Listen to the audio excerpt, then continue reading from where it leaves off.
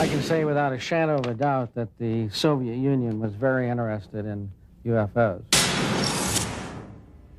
It would not be surprising if saucers had crashed in the Soviet Union.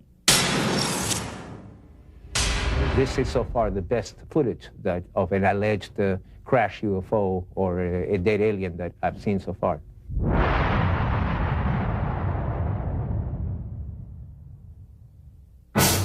Fact 1. For over 5 decades, Western governments have been collecting information on UFOs in strict secrecy. Fact 2. So did their counterparts behind the Iron Curtain. Fact 3. Now that the Cold War is over, the truth is finally out. The notion that life from another world may have visited our own is an intriguing one. Many say that it is true and that documentation exists to prove it, but that proof has been kept hidden from the public for over 50 years. With the end of the Cold War has come some intriguing, if not surprising, revelations. Western governments apparently have not been the only ones gathering information on UFOs in brutal secrecy. Hello, I'm Roger Moore. Join us now as we embark on an amazing journey of discovery, of international intrigue and possible interplanetary visitation. Join us as we search for the secret of the century.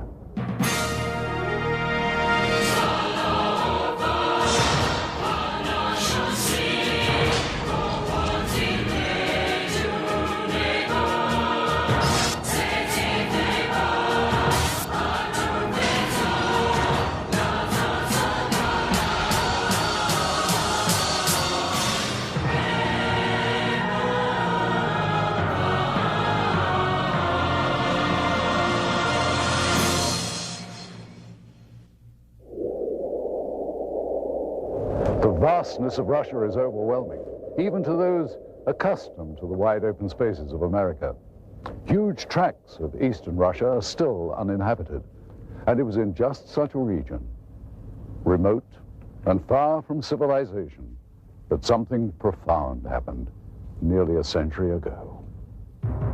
In the desolate Tunguska region of central Siberia in 1908, something fell from the sky and exploded on the side of a hill. This event triggered an enduring mystery that scientists are still unable to adequately explain. There have been other well-known cases of UFO phenomena, but it was the Roswell incident that changed the way that government officials thought about UFOs. Researcher Paul Stonehill has done extensive work chronicling UFO sightings in the former Soviet Union. I would say that the most serious research was given the impetus by Stalin in the 1940s when he found out about Roswell. It was then that the KGB and the military separately had initiated studies of UFOs. The KGB, as far as we know, had never ceased studying them. This Soviet Air Force footage was obtained by a group of Russian ufologists. It was declassified by the USSR's Ministry of Defense just before Boris Yeltsin took power. What we are looking at is a view from the cockpit camera of a MiG-23 Flogger, scrambled to intercept 2 unknown targets. What we see now is an apparent merging of the 2 targets. Here is the same shot slowed down. These are obviously not typical flight characteristics of NATO or any other conventional aircraft. The MiG lost visual contact with this object or objects, and there has never been any official identification. By attending international conferences and exchanging information over the internet, researchers on both sides of the former Iron Curtain have been able to increase the global understanding of anomalous phenomena. Richard Haynes has been to Russia many times and has worked with many of that country's researchers. Soon after the perestroika, the fall of communism, approximately 1990. I said to myself, I think this is the right time to initiate opening doors with the East, with people on the Eastern Bloc who are sitting on their own piles of data, but we don't know about it. Likewise, we're sitting on piles of data that they don't know about. And so I started corresponding with friends, and we formed this joint USA-CIS Aerial Phenomena Federation. And we're now serving a very positive role, which is information exchange. The next clip was shot from a MiG-25 Foxbat, and what we're about to see is actually an American F-16 Falcon about 200 meters away. What happens next is that a new object appears from behind the clouds. It was not identifiable. The new object suddenly descends and disappears into the clouds. Once again, here is the American plane at the same altitude as the MiG. And now here is the object as it appears behind the F-16. And here it emerges from behind the F-16, then goes down and enters the cloud bank. As with all accounts or potential evidence of UFO encounters, researchers attempt to authenticate and verify related facts as much as possible. In general, the more spectacular the report, the more important the verification. I was intelligence officer for the Soviet military for over 30 years. My son is a pilot in the Russian Air Force now. I can say for certain that there were numerous occasions where Air Force and Navy fighter planes intercepted what we thought were NATO aircraft, only to find that they were not airplanes as we know them, and not belonging to any nation on Earth. It's no secret we would send planes into their airspace. They would fly into our airspace. It's like a game, like a test, constantly trying to test the response of the other side. Only sometimes, some of them would get shot at. In this case, neither the Soviets nor the Americans seem to have any clue as to what this third object is. I'm telling you, even when you blow it up, it's impossible to identify. It appears to be about 4 or 5 meters across, moves with characteristics unlike any conventional plane. Now, in this final piece of footage, we will once again be looking at a cockpit camera view, this time from a MiG-21. The camera plane and 3 others were scrambled to intercept an unknown craft flying at very high speed, which is visible here as a large cylindrical-shaped object. And as the Russian planes close in, the UFO suddenly picks up speed and disappears. Here it is once again. You'll notice the cylinder seems to be traveling at about the same speed as the MiGs until about here. And then it seems to increase its speed, which, according to pilots, must have reached at least Mach 3 in about 10 seconds. A lot of this footage was declassified after the Soviet military failed to identify the object seen here. This one shows an interception attempt by MiG pilots. There were many cylindrical object interceptions that were reported and investigated. We were interested in the high-speed potential of these objects. The size of this one is estimated to be about twice the size of a MiG-21. With technology available to us and the Americans, it should not be able to move as fast as it does. Hey, this footage is still interesting because I don't think the Russians had any idea what they were dealing with here. Their fighters were at least as good as ours, and yet here is something that is completely beyond their capability to intercept. The acceleration rate of this thing is impossible for any aircraft that we know of. There was one tragic incident I know of occurring in the early 1970s, in which MiG-21s tried to shoot down an unknown craft flying over Western Russian airspace, which failed to respond to Soviet pilots. The pilots used standard intercept procedure to expel foreign planes out of Soviet airspace. When the craft did not respond, the pilots were ordered to lock on missiles. At that point, both jets were destroyed by some weapon not known to Soviet military.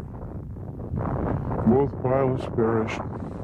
There was an effort within the Air Force to make it look as if the fighter planes collided, but investigators I knew personally at the time said it was not collision.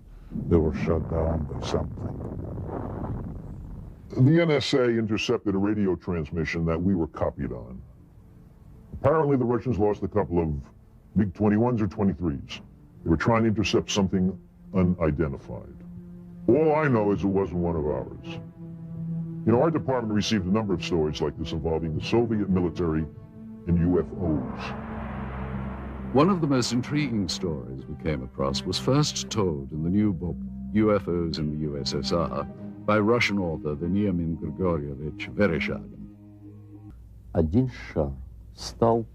One of the balls began going rapidly down, and after that there was a loud sound of an explosion. Через несколько дней после этого происшествия In a few days, a Sverdlovsk paper published an article в которой говорилось о том, что взрыв, услышанный многими, which said that the explosion had taken place on the territory of a grain storage unit due to the carelessness of some workers. But the article also mentioned that the residents of this area had witnessed similar lights before that day. This is a copy of the Sverdlovsk newspaper from November the 29th, 1968. An article on the front page entitled Berezovsky Dreams, or What Was That?, gives the state-sanctioned account of what could have been the actual crash. Translated, the Russian copy reads, 5 glowing balls of light appeared over the horizon and started to move in the direction of the city. 4 of the objects moved in opposite directions, while the 5th began to rapidly lose altitude and soon completely disappeared behind the forest terrain. Several seconds after its disappearance, there was a deafening explosion. And in typical Soviet fashion, the paper cites the official statement. The blast had taken place at the grain storage unit number 27. The explosion was caused by one of the employees who had violated the safety code, resulting in a charge of negligence. He was sentenced to restitution of the material losses suffered by the state. What helps make the account in Vereshchagin's book so compelling is the existence of several reels of film which seem to back up the story. While rumors of such film first began circulating some years ago, it was not until Vereshchagin led us to the black market dealer in possession of these materials that we got our first look at what could be remarkable new evidence. If this film indeed corresponds with Vereshchagin's story, what we are looking at is the scene of the crash site in Berezovsky as viewed by a camera on top of a military truck. The focal point of this scene is here, and indeed appears to be a disc embedded in the ground. Here we see soldiers exiting the truck, led by a captain. The troops are met by another officer, this one a major, and then they join other soldiers and officers already on the scene. This footage is one of 4 reels of film acquired during our investigation. The 2 groups that have, without question, been exchanging information freely are the Russian and Western ufologists. It's with a sense of full cooperation that much of the formerly sensitive information has surfaced. At one end of the spectrum, the simple UFO sightings, which are often accompanied by film or video footage. At the other end are accounts of actual contact with alien beings for which most bona fide researchers retain a healthy dose of skepticism. Interestingly, many psychiatrists and psychologists have placed considerably more credence in stories of alien abduction than ufologists. Though no such encounters have been officially reported in the former Soviet Union, and in spite of efforts by the government to deny their existence, documented cases do exist. Typically, the abductee reports seeing a blinding white light, usually hovering high above. These abductees have reported under hypnosis that they feel compelled to approach the light, as if they are somehow being drawn towards it. Some have reported seeing doors to the crafts actually opening for them. As with their reaction to the light, they feel compelled to walk through. Most abductees have not been able to describe the interiors of these backgrounds, other than recalling swirling mist and bright lights. Most reported alien abductions include harrowing accounts of medical experiments. Subjects describe an examination room of some kind. Many have reported strange probe-like tools being used on them, and they recall the frightening sensation of being examined, though simultaneously being unable to do anything about it. Typically, the abductees will then find themselves back where they were when they first saw the light, having no recollection of what just happened. Other times, however, upon checking their watches, they discover that several minutes have passed without their ability to account for it. They literally have lost time. Many abductees have their memories triggered by a mark found on their bodies, the kind they would associate with a needle or some other medical instrument. And not surprisingly, no such report has ever been verified 100%. And yet these stories continue to proliferate. Are these people really being abducted by aliens, or, as some now claim, by members of a secret government agency? The austere building behind me once housed what was undoubtedly the world's largest and most feared intelligence agency. Why would the KGB be so interested in what many consider to be science fiction?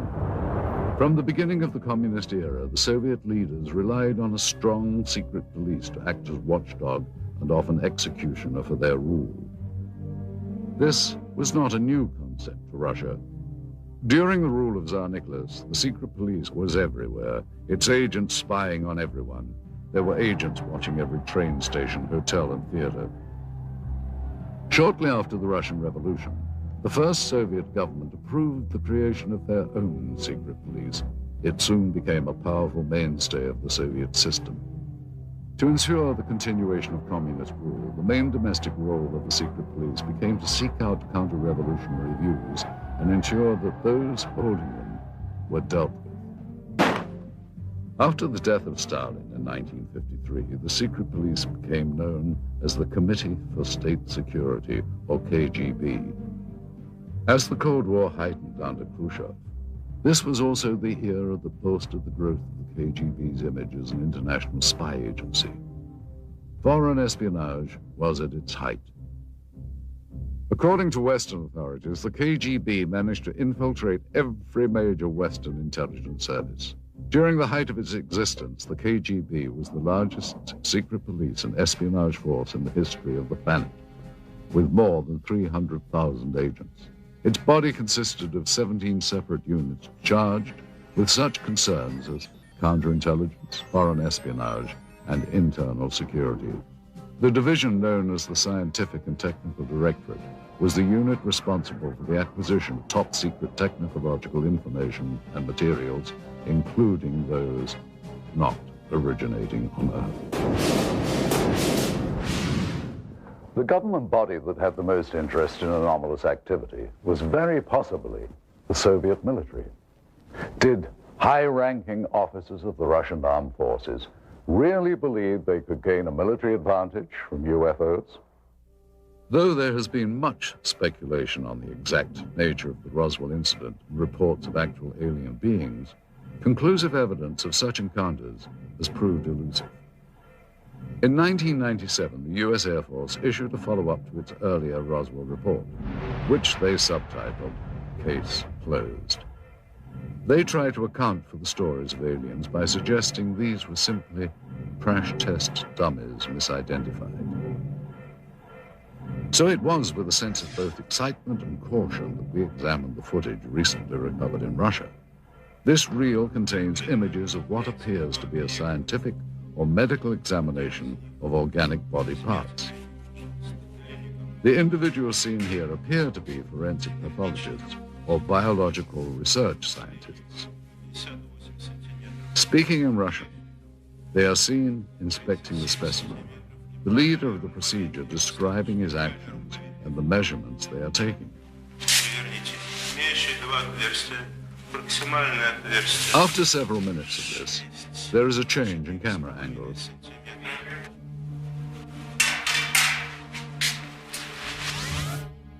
Now we see the specimen being more extensively examined. Придерживайте инструмент.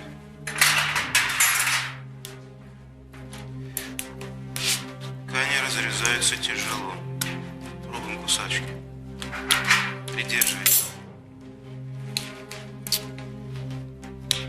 Ребра пытаюсь перекусить.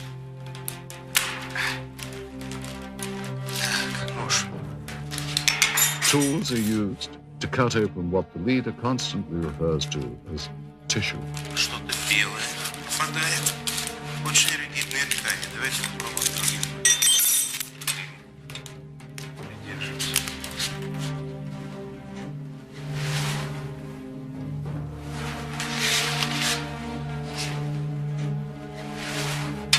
Вы не оцените этот лоскут. Инструмент. Нет, пинцет. He also describes parts that are removed as resembling various organs. Записывайте, достаем внутренние органы, надрезаем похожую на клетчатку внутреннюю ткань. The camera angle changes again. And finally, the scientists are seen posing for the camera, holding up various samples of the dissection. If this footage is authentic, it represents one of the greatest scientific discoveries of all time. One must wonder where this film was shot and what happened to the specimen seen. If this is footage of a genuine scientific examination, what happened to the results? What did the Soviets learn, and what have they done with that knowledge? Did agents of the KGB have reason to keep this secret for so many years? Certainly there are more questions here than answers. Russia has had countless UFO sightings. Some have been explained, some have yet to be explained. The best known events are the Downogorsk and Tunguska incidents. Many UFO researchers feel that the most important Russian incident in terms of known crash recovered materials is the Downogorsk occurrence. Antonio Huneas agrees. It's the best documented crash because we do have the fragments. They have been analyzed. It was a small probe. It was not kind of a big object, but something crashed on a hill in Downogorsk in January of 1986. Witnesses described the object as a sphere of light streaking across the Pacific region north of Vladivostok. Investigators later recovered materials including balls of lead and iron, bits of glass and a fine mesh netting, all of which were tested and are proven to be highly enigmatic. The head of the research team concluded that the Downogorsk object was most likely an artificial space probe of non-terrestrial origin. Russia's best-known event, the Tunguska sighting, is sometimes referred to as the Russian Roswell. In the early hours of June the 30th, 1908, peasants of the Tunguska River area in central Siberia watched in disbelief as a glowing round object with a fiery tail streaked across the morning sky. The object crashed in a remote region of pine forest, exploding in a brilliant ball of flame. Residual firestorms lasted for weeks and destroyed an additional 10,000 kilometers surrounding the crash point. Although the event preceded the atomic bombings of Hiroshima and Nagasaki by nearly 40 years, the aftermath of Tunguska was frighteningly similar to that of the bombings in World War II. The result was the destruction of an area larger than that of Los Angeles or Moscow. Oddly, upon investigation some 20 years later, no impact crater of any kind could be found. Researchers have formed various opinions of what actually happened. The most common beliefs are that it was a meteorite fall, a ball of lightning, or an earthquake. Many have cited that none of these answers are possible and that the phenomenon was more likely the crash of an extraterrestrial craft. It has been speculated that the governments of many countries throughout the world have been gathering information regarding UFOs. Nuclear physicist Stanton Friedman agrees. There's no question that military and intelligence groups overseas are collecting data, whether it's in Brazil or Australia or in England. So the KGB has collected information. I've talked to people who've gone to the Soviet Union, who have obtained some of that information. I have met a Soviet cosmonaut and other researchers over there. There's no question they're interested. And again, the republics which used to constitute the Soviet Union cover a huge area. They too were monitoring the skies because they were afraid the United States was going to bomb them. So when you monitor the skies, you pick up UFOs, no question about it. During the communist reign, there was no official admission of Soviet interest in extraterrestrial activity. It has been only recently that this fact has been confirmed. The former secretary of the Commission on Anomalous Phenomena, Alexandra Petyukov, confirmed that an official state-controlled body did exist. В рамках этой комиссии, когда в силу своей деятельности она начала планомерный сбор информации. During the Soviet era, we started to regularly collect information from the public and received more than 15,000 reports. The thing is that the commission was an official public organization. It had an official address. Today, the mindset in Russia is far different from what it was during the communist reign. Under communism, they were told that UFOs didn't exist, but just the fact that they were told they didn't exist made people believe that they did exist, because the government was also denying. They were saying there was no crime in Russia and accidents didn't happen. You know, I mean, that everything was censored and given this rosy picture, which of course people knew better. It was in a small house on a side street near the Academy of Medical Sciences. The British and American spies met with informants throughout the 60s and learned of one of the most bizarre plots in the world of intelligence. During my involvement for a period of at least 6 years, Soviet counterintelligence operatives played cat and mouse with Western agents in Moscow who were interested in our advanced technology programs. Some new weapons and propulsion systems were being developed, and the CIA was using any means to get information from anyone involved with the project. Well, I was in Moscow for a year and a half. I had 2 other agents and a guy from the British Secret Service. We routinely debriefed 2 Russian informants who worked for the Ministry of Defense. We would exchange hard currency for information on new military technology.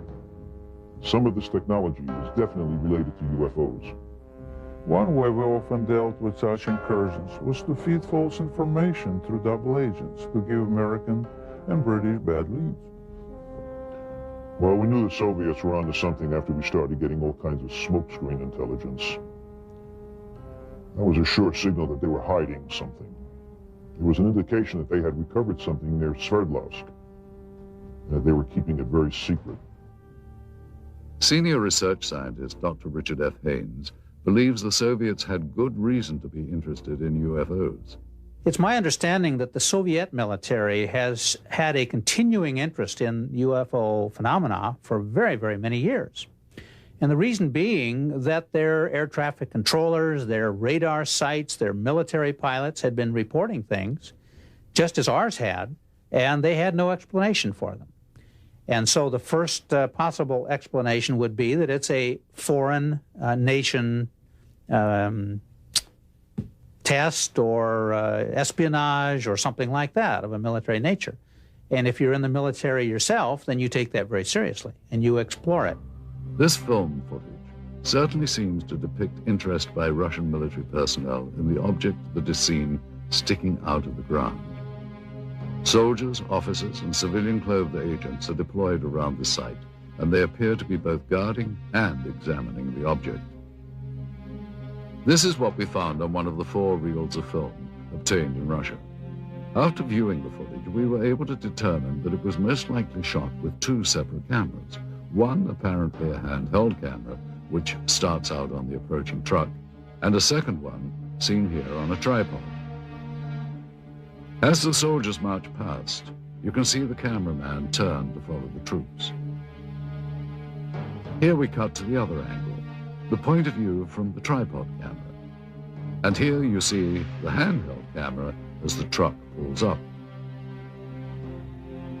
Both cameras change vantage points several times during the film, as if to get better views or perhaps under orders of a superior.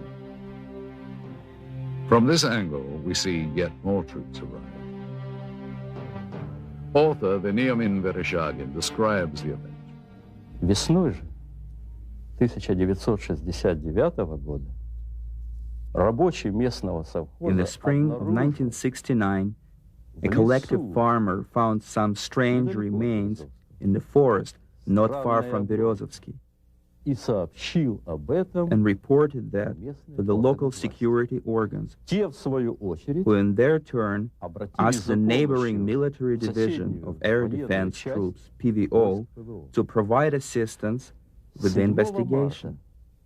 On March 1969, 2 KGB officers examined the discovery site and sealed it off. Вы знаете, в дальнейшем события приняли более такой масштабный характер.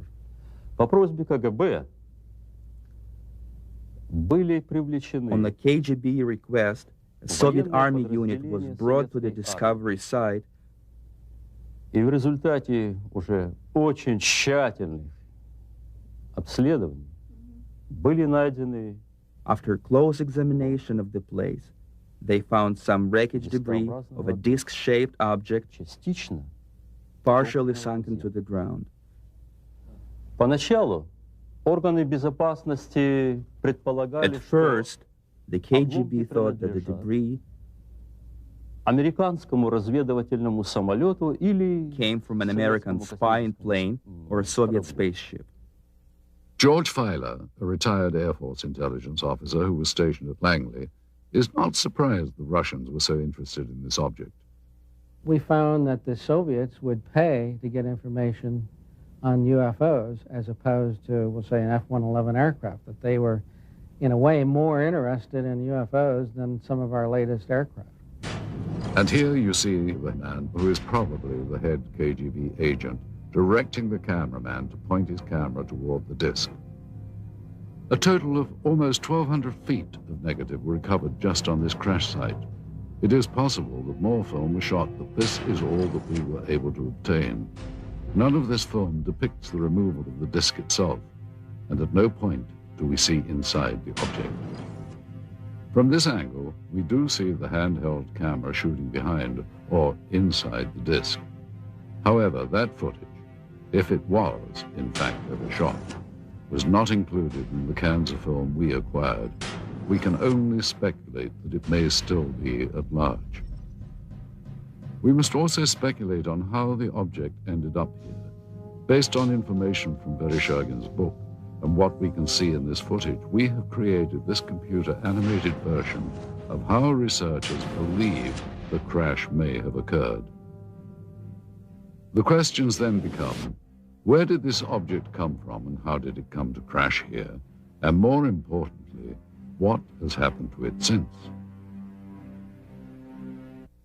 With the change to a market economy here, many items never before available to Russians are finding their way to store shelves. Some point to this as evidence of a new prosperity. Others claim that this only fosters greed, not seen during the Soviet era. They say that everything is for sale in the new Russia, including state secrets and the spies who kept them. And I'm sure that this happened because I remember in 1991, 1992, there has been a lot of talk about the KGB files. It's quite possible that the files, some of the files, had been sold to the highest bidder. What is now modern-day Russia was once the core republic of the Soviet Union. Prior to its breakup in 1992, the USSR was the world's largest country, stretching from Eastern Europe into Asia. In addition, the USSR had direct control over the Eastern European countries of Romania, Bulgaria, Hungary, Czechoslovakia, Poland, and East Germany. The boundary of these countries was for years referred to as the Iron Curtain. For decades, its military power influenced events throughout the globe. The single most important event in Russian history was the Revolution of 1917.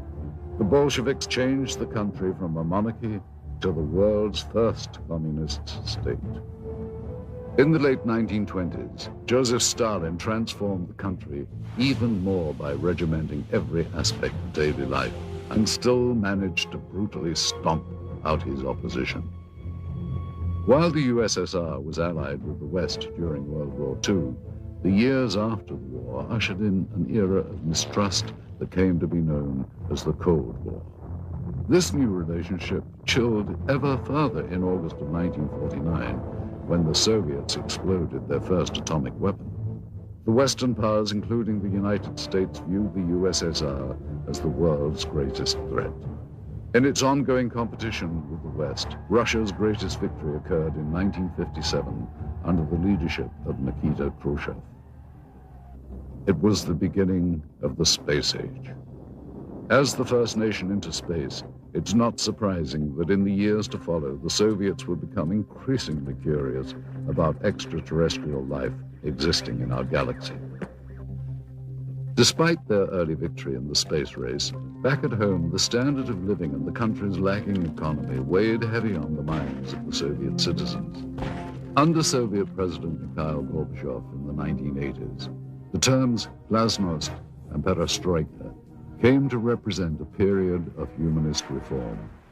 The first truly democratic elections in Russia's history occurred in 1991.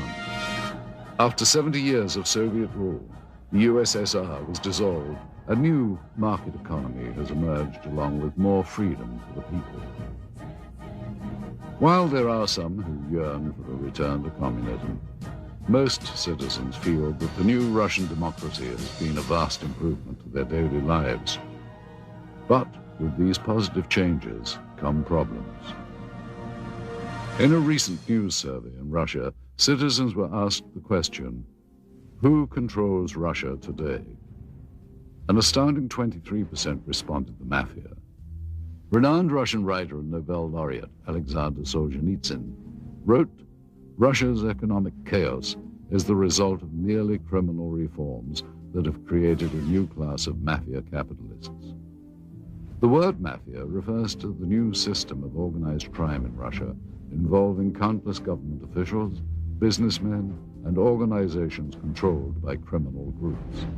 Resistance to extortion attempts has resulted in violence.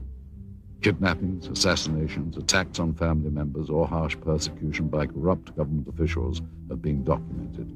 Dozens of bankers were kidnapped and assassinated by the mafia in the first few years of Russia's independence, when organized crime was taking control over the country's financial system. Having eliminated its rivals in such a brutal manner, the Russian mafia is now in a position of great power. What the future holds for the Russian Republic is uncertain. What is certain is that in the next Russian elections in the year 2000, the interests of big business and those with money will be well represented, and undoubtedly so will organized crime. Mafiocracy, as it has been called, might become the totalitarianism of the new millennium. With the collapse of the Soviet Union, many changes have come to Moscow and the rest of Russia. Gone is communism and the strict controls that once governed daily life here. Please understand, Russia has always been a secret society. Just recently, we found out that the secret police had kept records on UFO phenomena, and some of them had been released only recently. Some, not all, coming to light now. Case in point, the intriguing film footage we had acquired. Proof, some say, of alien visitation. Being that this material is of such sensational nature, we had many questions regarding its history. Little information was provided us by the black market dealer from whom the film was purchased. It is likely that such materials were kept stored in a holding facility, a vault located beneath KGB headquarters perhaps, reserved only for those with the highest level of security clearance. Kept safe in underground storage for decades, the film was probably only handled by a select few who would have known of its existence. After the collapse of the Soviet system, there was a transitional period marked by confusion. Accountability to the old regime dwindled, and closely guarded property lay vulnerable to the changes sweeping through the crumbling Union. Those with connections under the old regime found themselves perfectly positioned to exploit the situation. There was a lot of chaos when the Soviet Union, disintegrated. In my opinion, at that time, it was very easy for an, agent with brains to get his hands on such files and sell them here. So it would be conceivable that documentation might be obtainable through similar sources to provide authentication of the film. Though most leads proved to be ultimately unproductive, we found that with perseverance, money, and a bit of luck, it is possible to acquire classified Soviet documents. Using a hidden camera, we recorded numerous meetings over a period of months in which we attempted to obtain relevant materials. This transaction between one of our Moscow contacts, an interpreter, and a local black market dealer proved to be one of the more successful ventures. The location of this meeting is a textile factory in the Sokolniki district of Moscow. This office is that of the Russian entrepreneur who owns the plant and is used for both legitimate and illegal business. After introductions and some initial small talk, the American buyer asks the interpreter if the documents are on the premises. Are the documents here from the accident that you have? Вон Баркер спрашивает, документы у вас с собой? Юра, ты мне задал сложную задачу. Достать такого рода документы было очень просто. Я понимаю, именно поэтому мы обратились к вам, потому что Федор очень рекомендовал вас там улучшить. Конечно, я знаю нужных людей, знаю, как достать такие документы, но это было совсем небезопасно. What's his address here? Мы ценим это очень, и именно поэтому мы обратились к вам. Хорошо, работаем. The businessman tells him that he has had difficulty in obtaining the documents and the price has gone up. He is told that it is impossible to come up with any additional money. Да, мы договаривались, ты должен понять, что достать такого рода документацию это совсем небезопасно. Не, я понимаю, we only have 10,000. Да, у нас только 10 тысяч, понимаете, в этой сумке сейчас 10 тысяч. Но мы договаривались с вами. Да, мы договаривались, но... I mean, I can't go out and... Это очень сложно, кстати. Я должен это понимать. Я понимаю, я отлично понимаю, но вы понимаете, здесь вот в данный момент находится только 10 тысяч. Мы не можем сейчас найти где-то еще вдруг там еще 5 тысяч. After consultation with his associate, the seller finally agrees to honor the original price. Давай, ладно. The files are then removed from a safe and given to the interpreter to inspect.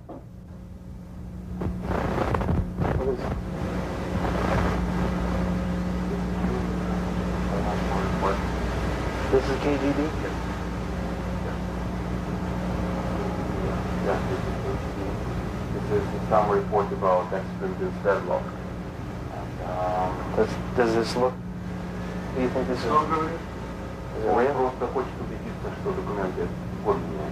Конечно, official KGB.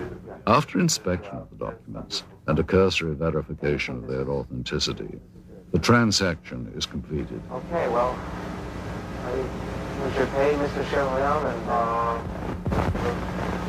and... Money changes hands, and what was once property of the state now becomes much sought-after evidence for UFO researchers.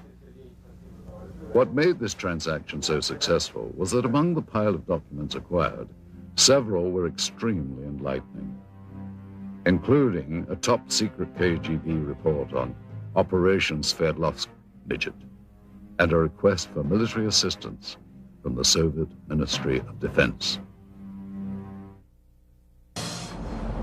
While the ability of Western governments to keep secrets is hotly debated, one thing seems certain. Behind the Iron Curtain, secrecy was standard operating procedure. Here, under the Soviets, freedom of the press and government accountability to the public were virtually non-existent. Many believe that the American government has had more than a casual interest in the possibility of extraterrestrial presence since early in the 20th century. Certainly since reports of flying discs in Roswell, New Mexico in the late 1940s, U.S. Defense Department and intelligence community involvement in the investigation of UFOs has been documented. Aside from the former Project Blue Book and 2 recent Air Force reports attempting to close the case on Roswell, there has been little made public by the government regarding its interest in UFOs. One organization that apparently did study UFOs was the Central Intelligence Agency. Since the Cold War era, it has been alleged that the CIA has actively sought after, on a priority level, the acquisition of any Soviet information that relates to alien contact and technology. One person who confirmed such allegations is this man. An agent with the CIA for 6 years, his area of expertise was Russian interest in anomalous activity. Though now employed in the private sector as a security analyst, he has asked not to be identified due to the sensitive nature of both his former status and his current position. I joined the CIA in 1989, straight out of college. My mission was to monitor and infiltrate the Special Sciences Section of the KGB, a unit of Directorate T, which was a division of the First Chief Directorate. Special Sciences Section's goal was to obtain, analyze, interpret, and exploit any extraterrestrial knowledge. The Special Sciences Section was extremely interested in a number of reported UFO crashes over the former Soviet Union and the Eastern Bloc countries. From the intelligence that our unit was able to obtain, they had recovered at least one portion of a former crash site over the Soviet Union. This former agent was able to confirm interest not only in the 1968 crash near Berezovsky, but in other Soviet attempts to recover UFO documentation and technology. Ever since Stalin had been in control of the Soviet Union, especially in the post-World War II years, he was determined that if there were any technological gains to be made from extraterrestrial technology, that the Soviet Union would be the sole possessor and sole beneficiary of those technologies. Due to the change of power in the former Soviet Union, many believe that much of the formerly unattainable information from the Cold War era may now be in the hands of the US and British intelligence agencies. Since the early days of the space race, the US and Russia made many independent breakthroughs. However, some of the new discoveries on both sides were undoubtedly obtained through old-fashioned spying and subsequent reverse engineering. Since the dawn of modern civilization, obtaining a rival's technology and adapting it to one's own uses have been the cornerstones of military and industrial espionage. This practice of dismantling another's hardware, discovering its secrets, and adapting it has become known as reverse engineering. Since the infamous Roswell incident in 1947, it has been purported that the source of much modern U.S. military technology has been not of this earth.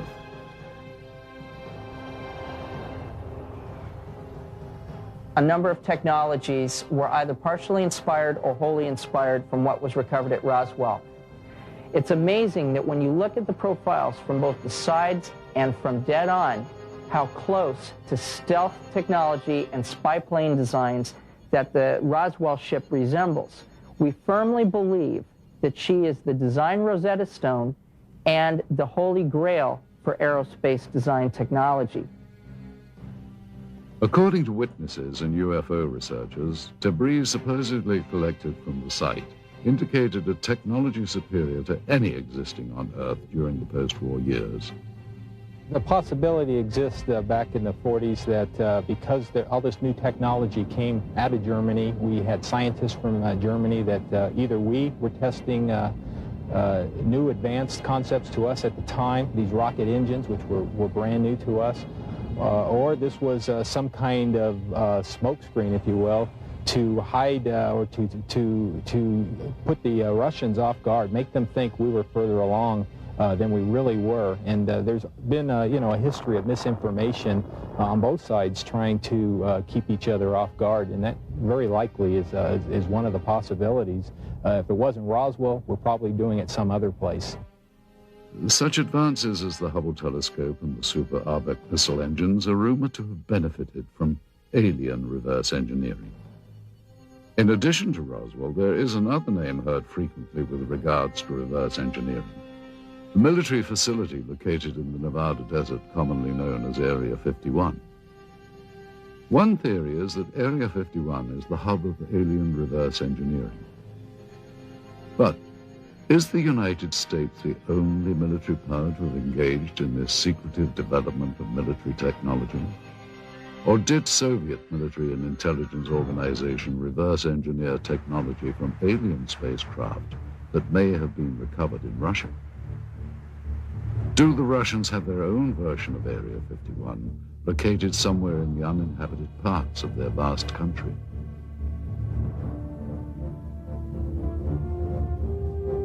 Did the KGB, in addition to their agenda of maintaining the hard and fast rules of the communist regime, add to their duties the manipulation of alien technology for the advancement of Soviet power?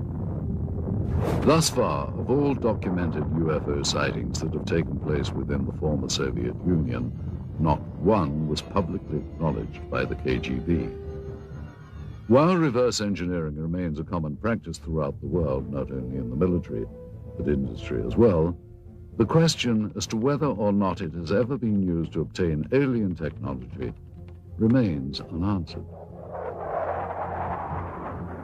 If the Russians had in fact recovered an extraterrestrial vehicle, as they seem to be doing in this footage, they no doubt would have wanted to benefit from its technology.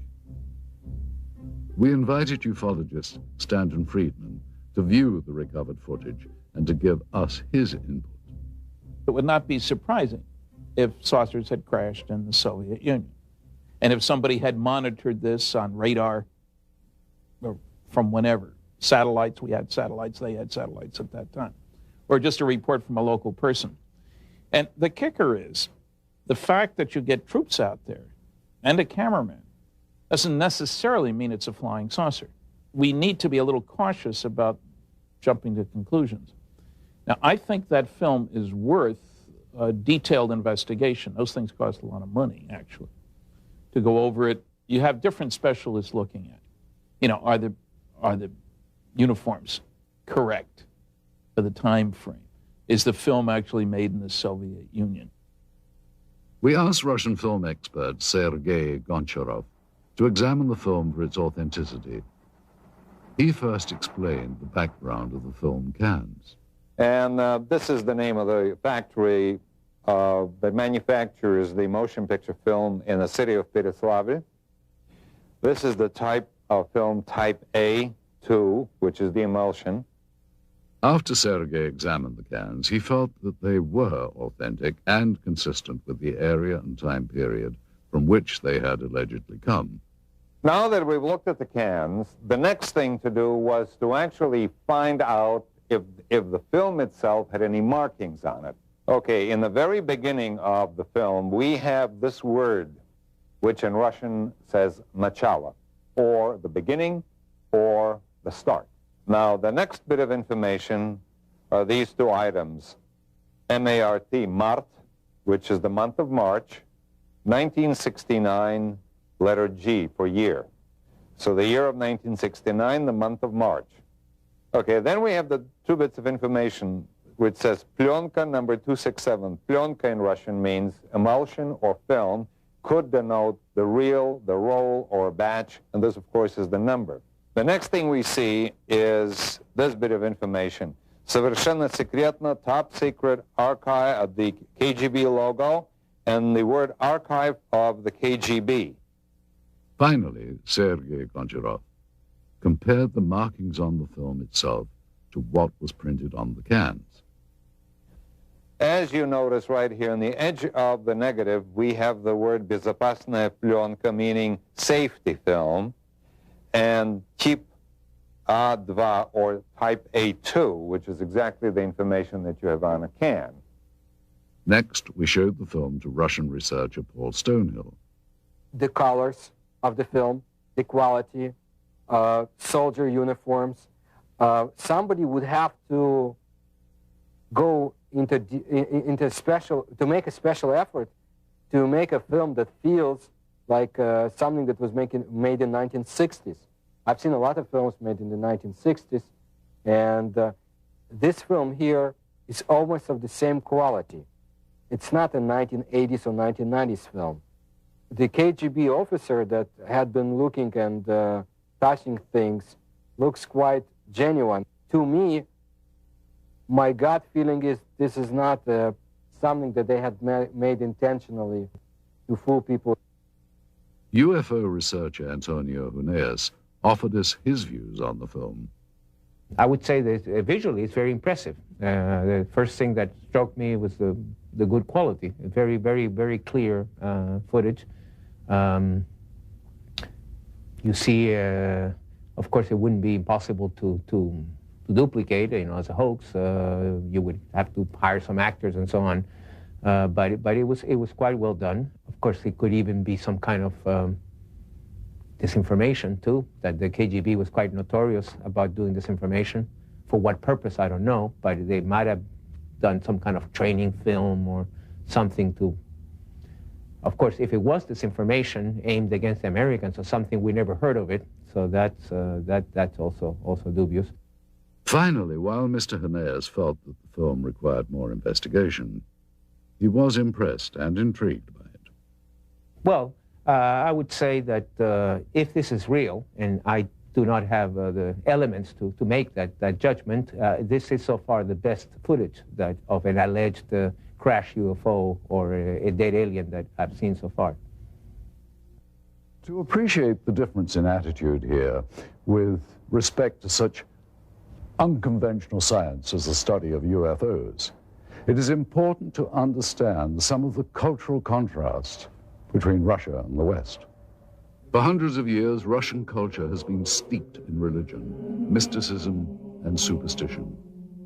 In the times of the Tsars, it was not uncommon for there to be an official court mystic, the most famous of these being the priestly soothsayer Grigory Rasputin during the reign of Tsar Nicholas.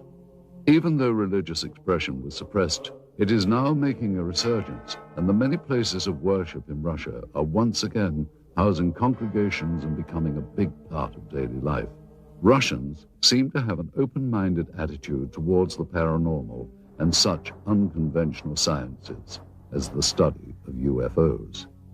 During the Soviet era, some of those voicing their beliefs in extraterrestrials were subjected to criticism and censure by Soviet officials. Russian author Yuri Alexandrovich Fomin claims that he has had such experiences. I was summoned to the regional party committee and asked to deliver a lecture on UFOs for the employees of various scientific research institutions. I agreed. After that lecture, the head of the regional party committee suggested that everyone present should take a stand and subject my lecture to criticism. But that didn't happen. All the people who listened to my lecture would say, "This is sort of interesting. This needs to be studied and examined." And then the head of the party committee said, "You're here to express your agreement with the official reaction to this kind of lectures. And you instead are trying to make sense out of the facts." While the communists said they weren't interested in UFOs, many around the world were. Some claim that sightings date back hundreds, if not thousands of years.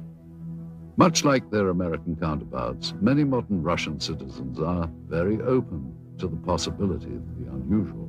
Many people become victims of tabloids, like Americans today. However, so much information had been collected, and people read about it in underground magazines, have heard about it, that they believe in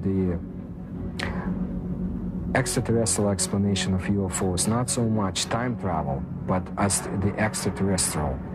And people in Russia also are more cynical than the Americans in their approach to information, simply because everything was a lie.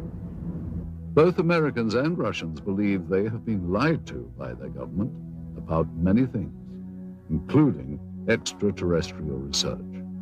When Russian researchers, headed by former Soviet naval officer Vladimir Ashasha, petitioned the Soviet government for official records regarding UFOs, they too were met with a lack of cooperation. We sent an inquiry to the archives of the Ministry of Defense and to the archives of the KGB. We got a response that neither KGB archives nor the archives of the Ministry of Defense have any data regarding this incident. If there is mistrust of the government by Russian and American citizens, it's not without good reason. For Russians, it was more than 70 years of communist rule. For Americans, there has been a steady erosion of trust over the last 30 or 40 years. For Americans, the knowledge that their government was not being honest began in the 1960s, when the war in Southeast Asia escalated with secret bombing campaigns in Cambodia. In the 1980s, arms were sold to support the Contra anti-communists in Nicaragua, in violation of U.S. law and without public knowledge. God bless America. It's no wonder that many American and Russian citizens doubt the honesty of government officials. How paranoid is the belief that their governments could withhold knowledge of extraterrestrials? Despite officially denying interest in the possibility of extraterrestrial visitation, the governments of both the US and the Soviet Union have, without question, been interested in what lies beyond our own planet. Man has always been intrigued by the notion of life elsewhere in the galaxy, and both the American and Russian space programs represent a considerable investment to explore the unknowns of our universe. At the close of the Second World War, the United States, now the preeminent world power, turned its eyes from defeating Hitler's Germany to a new rival, the Soviet Union. With Russia's detonation of its own atomic bomb, the United States realized they now had an enemy who wielded the same degree of power.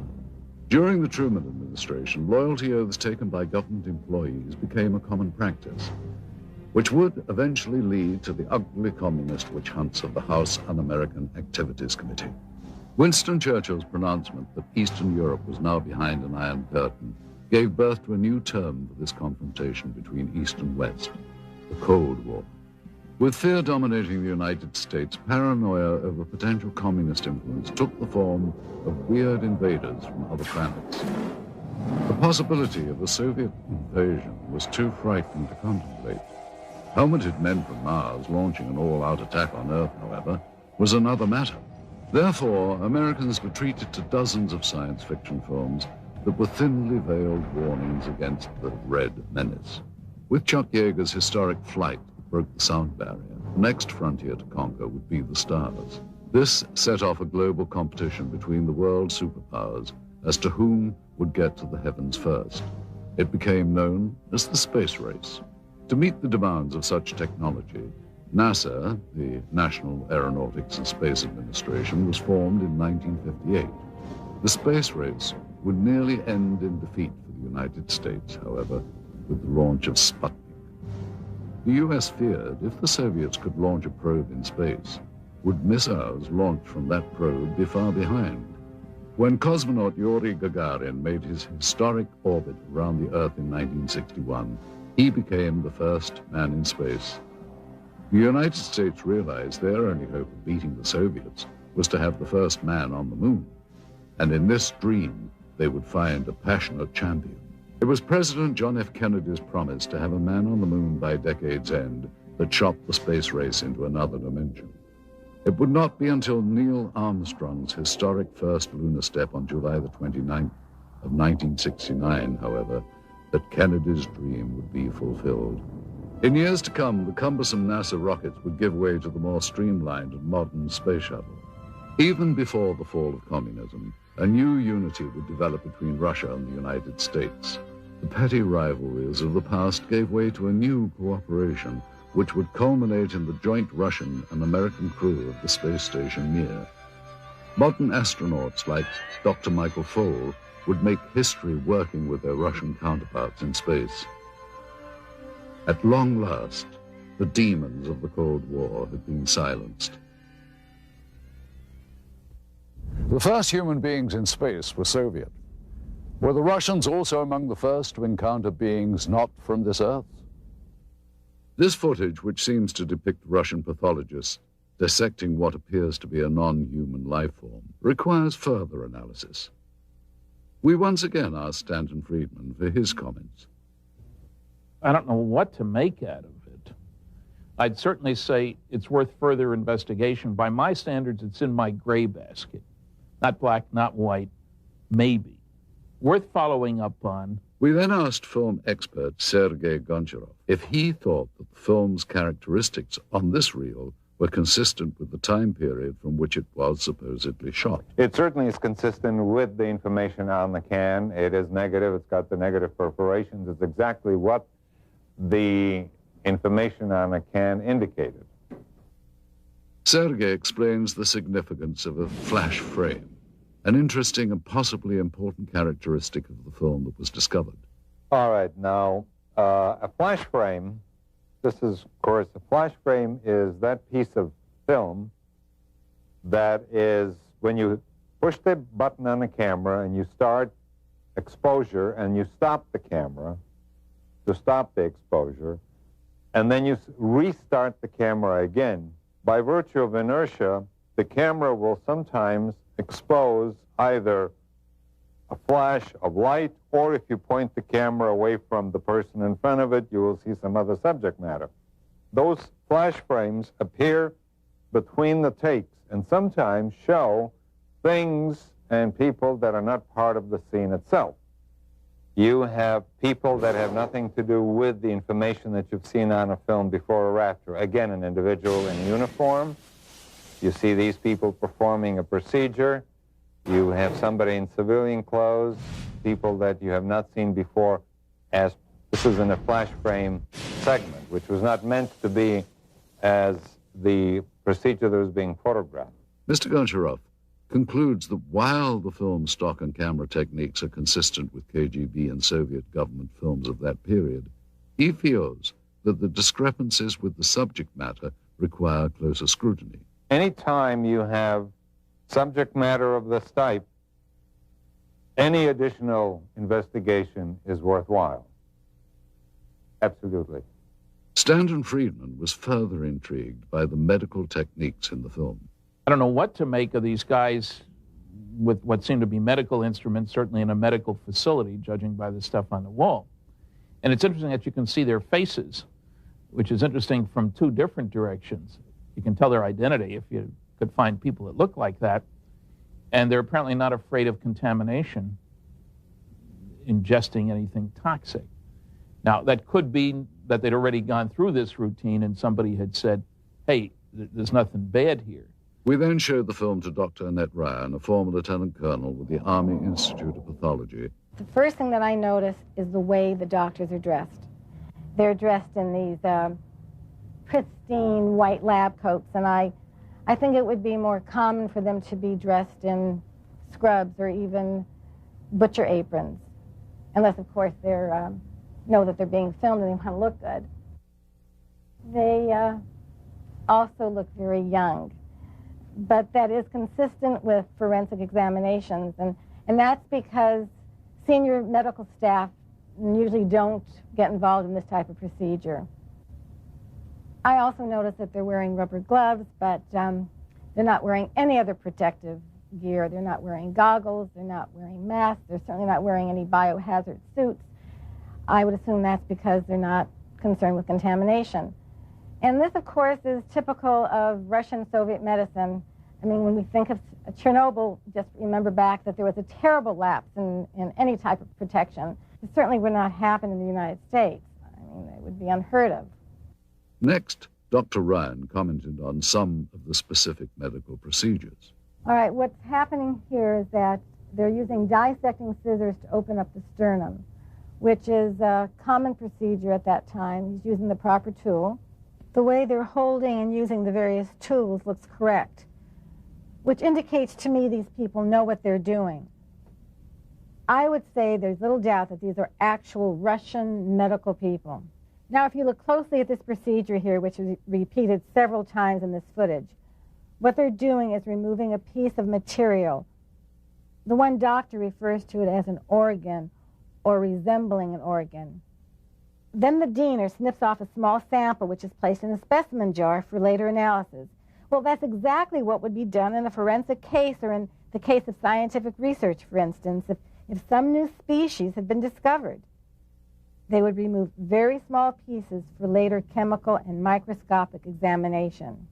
The lead doctor also mentions a structure he describes as resembling ribs.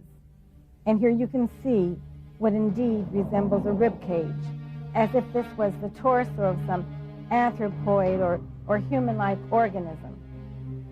Finally, though Dr. Ryan was unable to identify the subject matter, she believes that the techniques were consistent with those practiced in the Soviet Union during the late 1960s. We have little information about the specimen seen here, other than the pathologist's description and the KGB code name, Sverdlovsk midget. We wondered, though, how such a being might appear had it been recovered intact. Using only the images recorded on this film and the scant data available, technicians have constructed this 3D computer-generated model.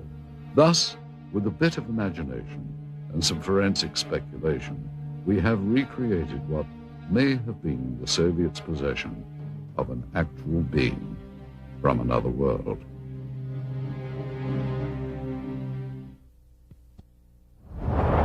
Information leaked from intelligence sources in the West indicated a belief that the Soviets were actually attempting to reverse engineer something not manufactured on this Earth. Whether we'll ever know the full truth about the supposed UFO crash in Berezovsky, one thing seems certain. If agents of the KGB or any other branch of the Soviet government did recover parts of a craft made by alien beings, they would have been extremely interested in examining all the materials very closely. No doubt Soviet scientists would have wanted to determine if the parts of the craft were truly of extraterrestrial origin. They would have inspected each piece down to the microscopic level and tested for various physical and chemical properties. And of course, they would have wanted to take advantage of any new technology they could gain from the recovered materials. И мы не можем расшифровать их физики. We are unable to solve the puzzle of their physics. Our physics is based on quantum mechanics. Theirs is based on parallel worlds, a different kind of paradigm, a different understanding of history. It is similar to the effect of a TV set or a video camera would produce on people in the time when Pythagoras lived. Pythagoras would not understand it. That is the gap between them and us. That's why, however hard our engineers or technicians would try to decode their technologies, they would fail.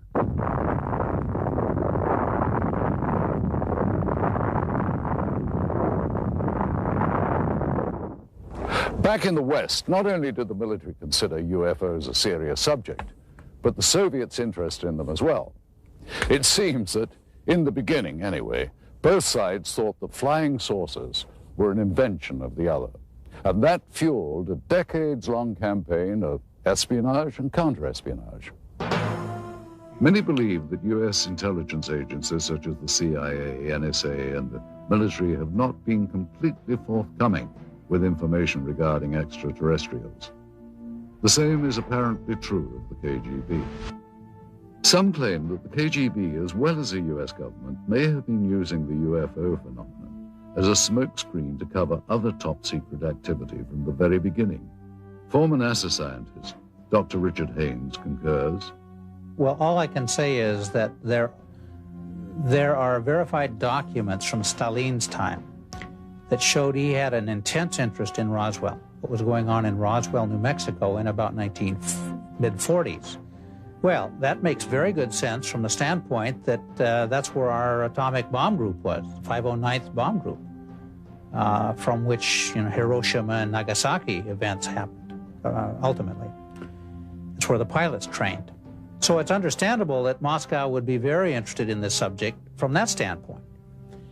If UFOs are a cover, they have been used very effectively by both sides. So it's to the convenience of the Russian government, Soviet government, to continue the charade. It can be considered a form of disinformation. There is an alternate theory regarding UFO disinformation. Many researchers believe that the government may be intentionally drawing attention to the less credible, self-proclaimed ufologists as a means of lowering the perceived credibility of all UFO research. Alien abductees and conspiracy theorists are most often the least believable, and at the same time, the most visible. Russian rock and roll singer Natalia Medvedeva claims to have known several people that have had contact with aliens. One guy died, another got paralyzed, the third one became a heroin addict and could not overcome it. Sergei Borisovich Proskuryakov is a Russian researcher who has studied anomalous phenomenon and pyramidal constructions. His beliefs may also seem unconventional. When I lived in Minsk, a KGB officer came to see me. He filmed all the documents I had. I couldn't escape anywhere. I believe they ended up in the KGB archive. I have information that my researchers of interest not as much for KGB or CIA as for presidential structures in the USA. Are individuals like these truly informed? Or, as some believe, convenient foils for government agencies with an agenda of suppression? Either way, their outspoken beliefs serve to discourage further investigation and make it much easier to simply write off any UFO account or evidence as nonsense. Most genuine researchers, however, believe it is imperative that all potentially genuine encounters with extraterrestrial intelligence be studied carefully. If something not from this earth had been recovered, it would have been brought to a classified military base high in the Ural Mountains, where super-secret operations have been conducted since the Second World War.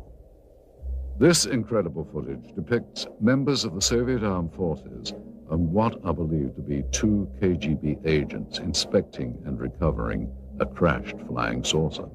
Russian author Veniamin Vereshchagin has an idea of the final outcome of this operation. Насколько мне известно, обломки аппарата.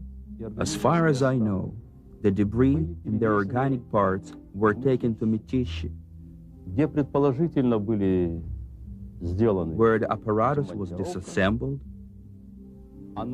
analyzed, and then back-engineered.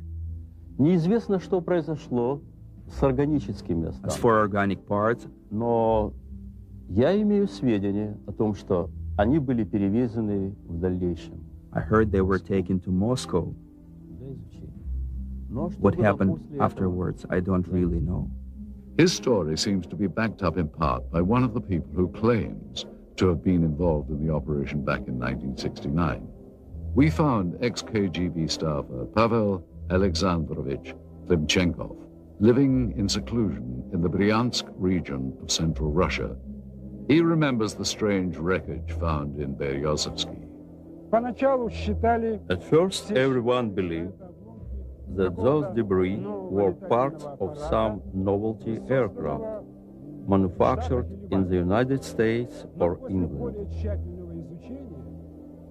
But having done some measuring and material analysis, we came to the conclusion that none of the domestic or foreign manufacturers known to us could have produced this apparatus, at least not in the conditions existing on this planet.